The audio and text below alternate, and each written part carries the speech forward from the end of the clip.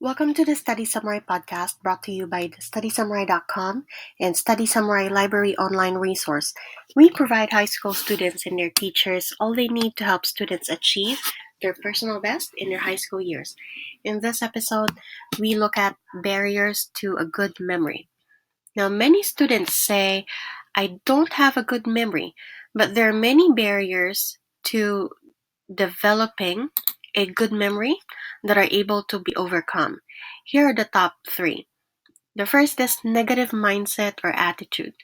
Now, Henry Ford once famously said, whether you believe you can or you can't, you're right. Now, this refers to your mindset or mental attitude and the concept that your mind is powerful enough to enable your thoughts to create your reality. If you have a negative attitude to your memory, it will likely reduce your chance of developing and maintaining a good memory. There are some simple steps you can take to start making changes to negative thoughts.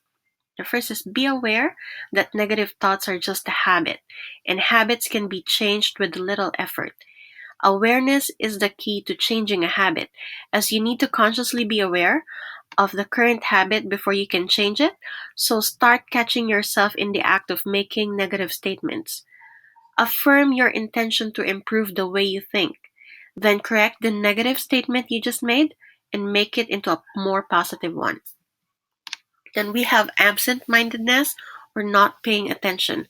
Now, the first stage of the memory process is encoding the information that is to be remembered. Thus, the brain uses the senses and emotions to process the information and form a memory. Here are some ways in which you can be less absent-minded. Set an intention to become more attentive.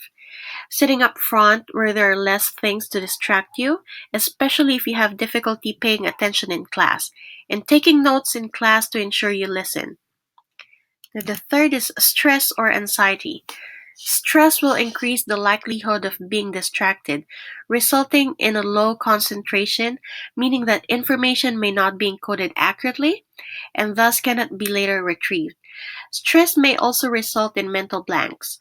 For example, if you're stressed before an exam, you may not be able to think clearly and access and retrieve the information you need. The best thing to do is take 10 deep breaths and calm down to allow your mind to focus. That's all for today's episode in the Study Summary podcast. Go to StudySummary.com for more episodes and resources, including a free presentation and more information about how your school can subscribe to the Study Summary online library.